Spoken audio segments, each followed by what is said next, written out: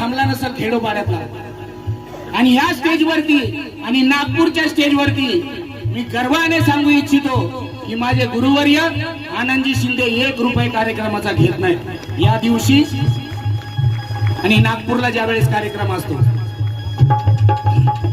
बंधूंनो, नाहीतर माझे गुरुवर्य भारतात नाव झालेलं आहे. आणि प्रल्हाद दादांच्या नंतर आमच्या आजोबांच्या नंतर जर कुणी खरोखर नाव राखलं असेल तर आनंद प्रल्हाद शिंदे. त्यांनी बाबासाहेब घराघरामध्ये पोहोचवला आणि आम्ही त्यांच्याच पावलावर पाऊल ठेवून चालत आहे. आणि म्हणायचं आहे, फार जातेला ऊन गळ्याला टाय